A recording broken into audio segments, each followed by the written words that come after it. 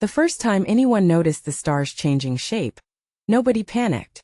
They simply assumed the telescopes were malfunctioning.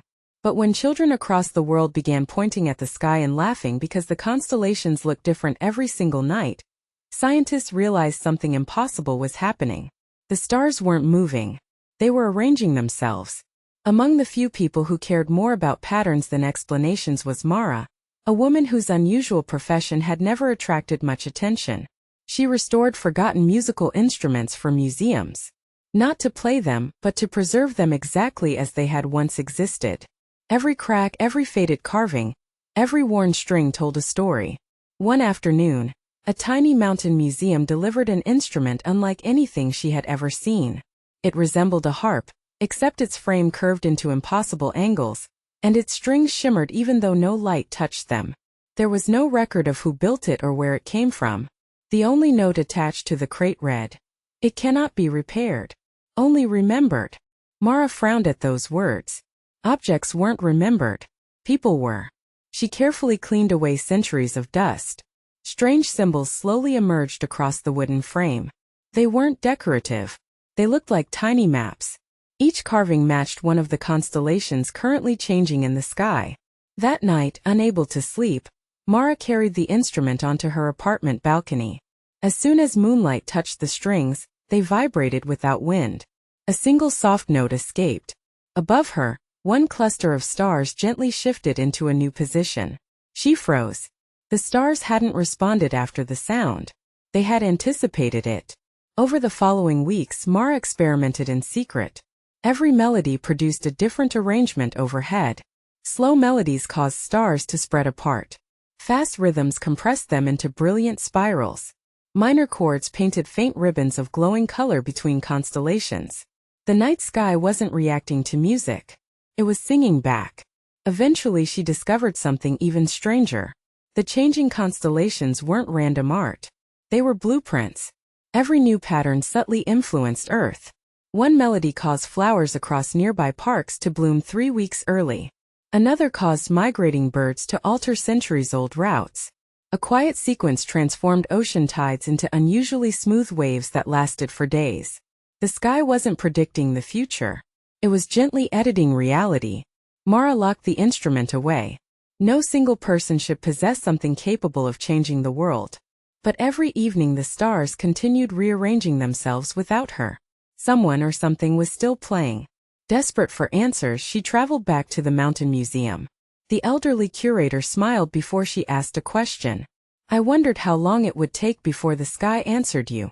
You knew." "I knew no one owns that instrument." "Then who does?" "The sky." He invited her beneath the museum into an ancient stone chamber. The room contained hundreds of empty pedestals.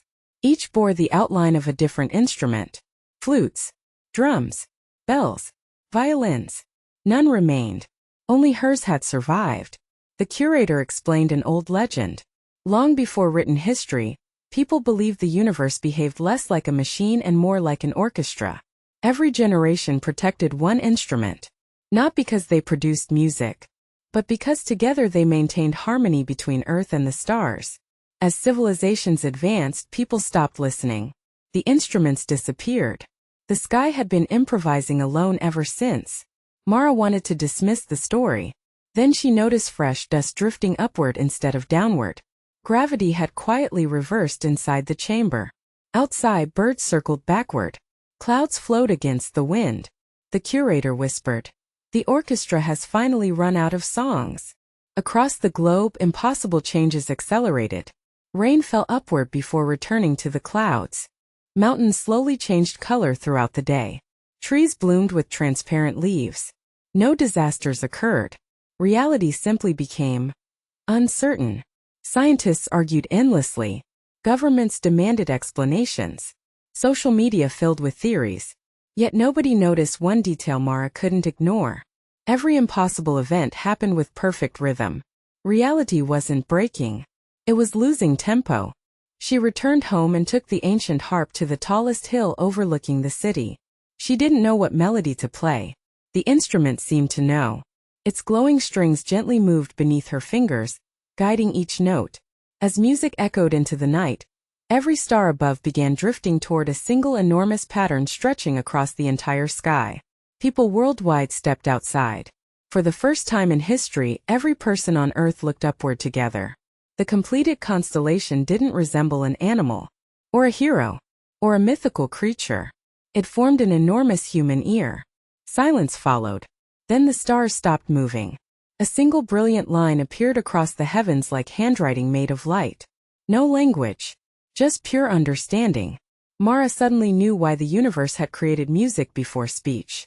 Before mathematics. Before writing. Sound was the only language capable of crossing the emptiness between worlds without losing meaning. Humanity had always assumed they were observing the cosmos. The truth was almost the opposite. The universe had been listening. Every lullaby. Every celebration. Every whispered promise. Every lonely song sung by someone who believed nobody could hear. They had all become part of an endless conversation carried among the stars. The ancient instruments had never controlled reality. They kept humanity listening as carefully as the universe listened to them. Without them, people slowly forgot that every action, every kindness, every cruelty added another note to the great melody surrounding their world. The sky hadn't been changing because something was wrong. It had been waiting for someone willing to answer. The giant constellation slowly dissolved back into familiar stars. Gravity returned to normal. Flowers settled. The tides found their rhythm again. Life quietly continued. Mara placed the harp back inside the museum's underground chamber. This time she didn't lock it away. Instead, she left the chamber door open. Years later, visitors occasionally claimed they heard faint music echoing below the museum, though no performer was ever found. Children who wandered near the entrance often paused, smiled, and whispered that the stars sounded happy tonight. Adults usually laughed. The children never did. Perhaps that's because they were still young enough to remember something everyone else had forgotten. That before humanity learned to speak to each other, they had already been singing with the sky. If you enjoyed this story, don't forget to like this video, subscribe to the channel, and turn on notifications so you never miss another story. Let me know your thoughts in the comments below, and I'll see you in the next one.